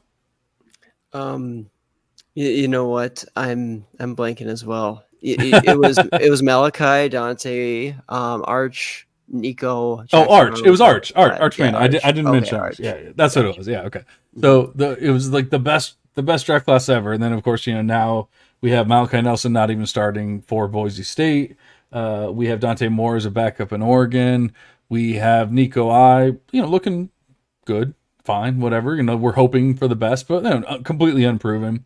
And then Jackson Arnold is maybe the most proven, but hasn't really truly done it. It's whatever. And then obviously I love Arch. I've just talked about how I think he's going to take over for Quinn Ewers, but completely unproven player, like that kind of thing. So it just goes back to my whole, just don't fall in love with these quarterbacks, just don't do it. But long story short, Jackson Arnold was my QB1 in the 2023 class, and he's still my QB1 as far as the 2023 recruit class is concerned. We'll see if that changes or whatever. I think he is set up for success.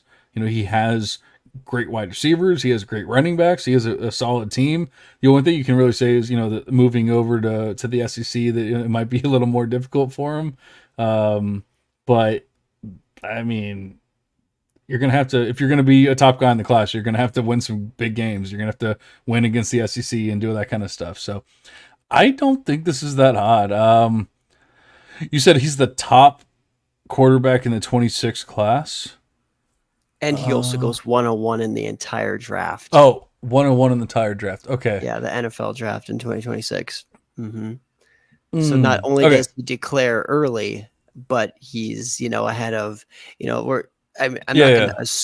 gonna assume that like Wigman comes back or stays in school, but I think that's, fair possibility. I think that maybe one of like a Dart or like a Ewers, or I'm just trying to think, Aller or Shadur, Jalen Milroe. One of those guys might stay. Lenora Sellers is in that class, right? I think the biggest thing is probably Wegman, and that might be the only reason why I would even truly question it, just because, not that Wegman's like truly proven or anything like that, but Wegman is shown to be just a really good fantasy player. Even if he hasn't truly proven it as like an actual quarterback, he's proven to be a good fantasy player, or fantasy point scorer, whatever you want to call it. And so like I feel like Wegman might be the one that I would put above him as of right now, but I don't think it's that hot. I think it's hot. I don't think it's fire. I think it's hot. But it's really not that crazy. Honestly, like, it's probably in between mild and hot. I'll give you that. Okay. Yeah. I will take that. Let's see your scorching hot, all right, scalding take here. So I guess I'll preface this by saying that last year Drake May led the ACC with 3,608 passing yards. Jack Plummer was second with 3,204 passing yards in the entire ACC. Now, I know the ACC has changed a little bit. Like, there's some additions and subtractions and all that kind of stuff. I don't think that's... I think most of the teams that are moving in are kind of maybe more in like a transition period or whatever you want to call it. So, like, I'm no one that I'm like truly worried about leading the ACC in passing. But I'm going to say Nate Yarnell, the Pitt quarterback, leads the ACC in passing yards in 2024. Ooh, burnt my mouth there. That's, I'm going to say Taco Bell does not have the sauce that you just served. They don't have it. Like the ghost pepper, like times 100. No. Does he win? Does he win the job? Let alone, he already did. Did. Sorry. Does he hold down the job? Okay. So no. Either way, I do think it's Diablo. No, I mean it's out there, man, for sure. Herm says it's the best they've had since Kenny Pickett. And honestly, like, we can all sit here and joke about Kenny Pickett, but like, he was a good college quarterback and he put up a buttload of yards in those passing offenses. What did Kenny Pickett have? He had, in his final season, he had 4,319 passing yards at Pitt. So, like, we could sit here and talk about that offense and all that kind of stuff, whatever. I don't think it's going to be anywhere, remotely close to that. I don't think they have the receivers that they had, a la Jordan Addison and all that, So, like, I don't. But I mean, they do have Kanata Mumpfield. Like, they have some decent receivers to where like they can get the job done. Like, I don't no true studs or anything like that. But in the ACC, I'm really wondering, because Drake May led with 3,608 yards. Drake May is no longer there. We're expecting a huge comeback from the North Carolina offense. Jack Plummer is no longer there. So it's like, who are these? it's really Cam Ward. Like that would probably be the biggest one that you would say Cam Ward has the best shot. But we talked earlier about how much we love Damian Martinez. They didn't have Damian Martinez last year. So and also if you look at how much they passed, they passed a decent amount, but like they didn't have the kind of yardage that that we're talking about here.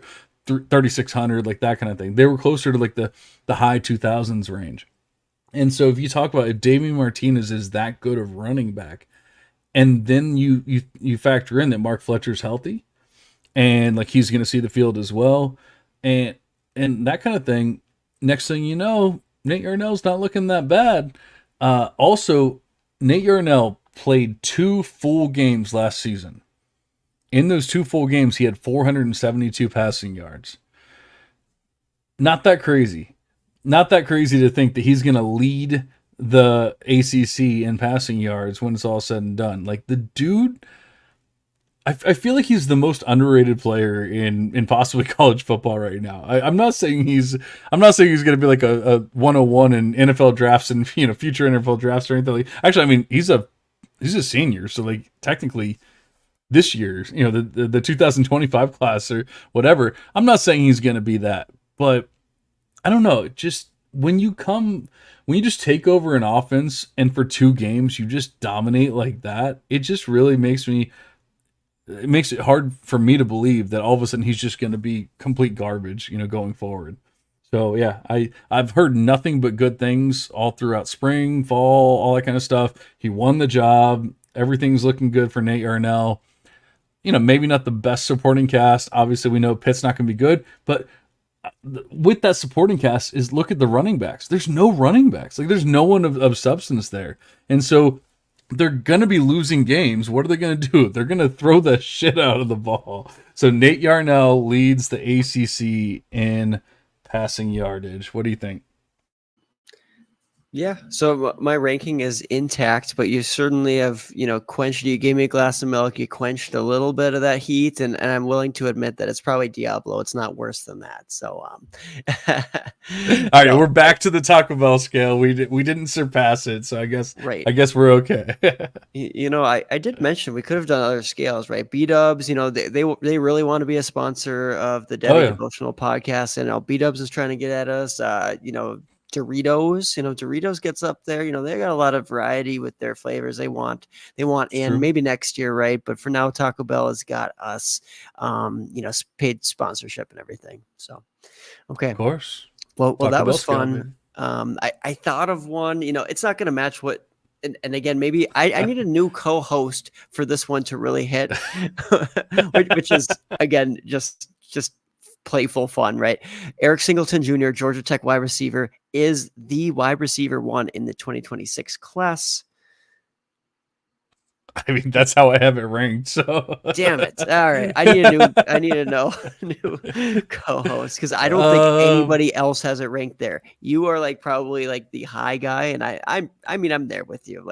I've really loved Tim this offseason, getting to watch his film and just dive into the player himself makes me much more confident than just on the statistics alone. Yeah, very promising. But when you dive into all these other things, opportunity for production this season, opportunity, as far as teammates go, nothing too crazy there. I think he'll dominate.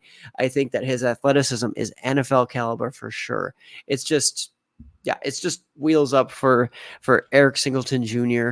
Ultimately, maybe not the best place to produce there as far as NFL wide receivers, being the ACC and being Georgia Tech, right? Georgia Tech doesn't put out that many great players, but ultimately he should be able to feast in the ACC. Oops. And Herm says for now we're only sponsored by off-brand hot potato chips. Sadly, that's fine. We're working our way up, but we will definitely get up there. I think you did a good job with it, but because I agreed with it too well, I'm going to up your take, and I'm going to say, and this is just my ranking, so it's technically a hot take or whatever you want to call it, but I mean, this is just how I have them ranked. Eric Singleton Jr. is the only other player in tier 2 for me in all of Devy college football. So just to be very clear, I have Tet McMillan as my only tier 1 player, and then I have Emeka Egbuka as my only other tier 2 player. And then I have Eric Singleton Jr. There's no other players in those 2 tiers. Jeez. Okay. You let me draft him in.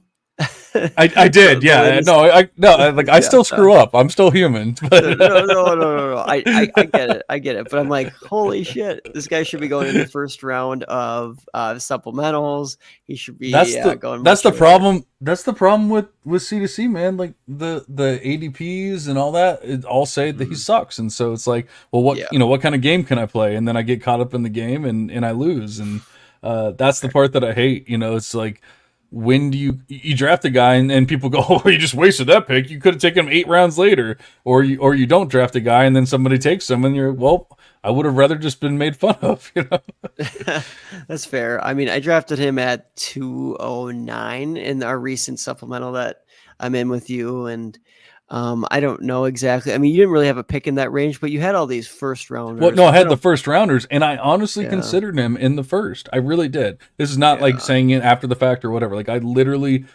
did consider him in the first, but I felt like he had the best shot of making it to me in the early third, which is when my next pick was, compared to the other players. And he got there, 209. He wasn't that far off. I think I had 303 or something like that. Like, so he wasn't that far off from me. Sure. So I still technically made the right call. But I mean, I probably should have done a better job of like trying to move up in the second to get him or like guarantee him or whatever. But I honestly did consider him in the first. But yeah, the hot take is I have him above Luther Burden. I have him above Evan Stewart. I have him above even Alec Emanor. Like, I have him above everyone, pretty much, except for Emeka Egbuka and Tet McMillan. Wow. Okay. Hey, I respect it. I'm obviously there with you, right? That's why So what's the scale to hit? What's the scale? No, that one. Yeah, that one's probably pretty. That's pretty up there. I will say it's hot. I mean, I'm tempted to go further, but I love him, right? And I think that you're onto something here. So, and you drafted him in the 5th round in a startup, the Devy U draft, and I'm going to see here where he went in an earlier draft this offseason. I landed him in one league, also in another league. So both my supplementals, I've got Eric Singleton at the 208 and then the 209 in the 2, respectively. So, and he went at 206 in the other supplemental that was earlier this offseason. So ultimately, a guy that you have to draft in the second in your supplementals, and a guy in startups, I guess maybe that puts him in that 4th, 5th, 6th range area. You can't expect to draft him super late, especially not after this podcast with all the heat that we're throwing his way. Yeah. I mean, the dude had a 25% market share in his true freshman season. He had 3.19 PPR points per touch in his true freshman season. There's nothing to dislike about him. He was well over the 2 yard per T pass attempt mark that we like to see. Once again, as a true freshman, 14.9 yards per reception. There's just nothing to hate about this player beyond the fact that he doesn't necessarily go to the greatest school for going to the NFL. But that's probably like the one knock, and that's the reason why he doesn't get as much love. Because if this player was at Alabama, he would be the 101 in Devy drafts right now.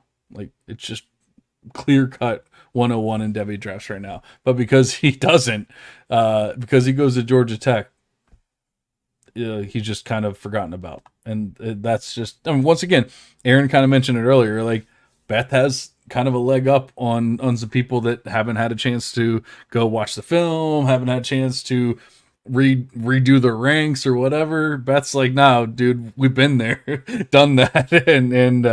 And so, yeah, hopefully people will catch up on Eric Singleton Jr. as well.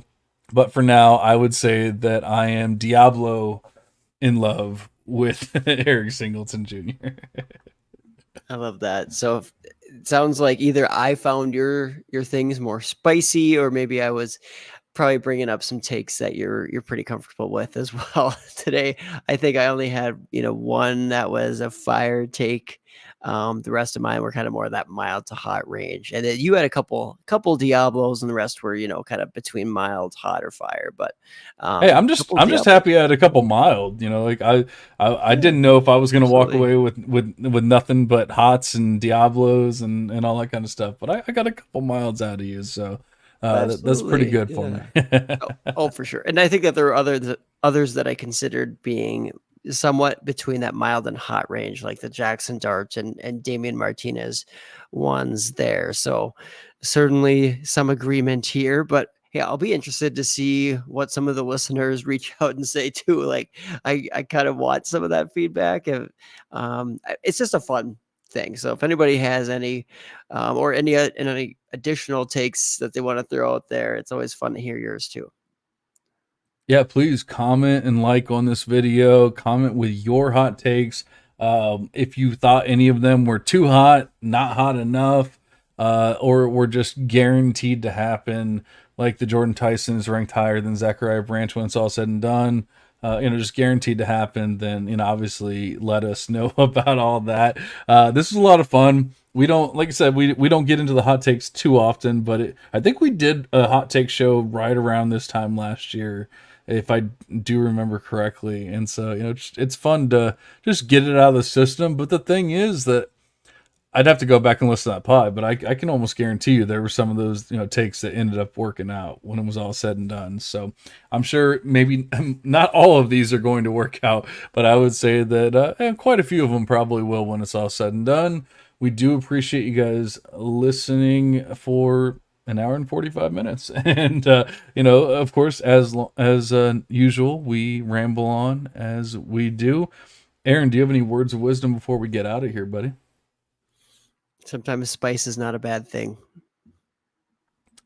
I like it. It's nice to just get out of the comfort zone every once in a while. Where we just sit here and talk about these players, and you think in the back of your mind, oh, I really like Jordan Tyson. I want to say this, but you don't. I really like Jackson Dart. I want to say this, but I don't. Like, so on and so forth. And this gives us the opportunity to say, hey, I'm not saying it's 100% happening, but I'm saying it's a better chance than maybe people want to give it credit for.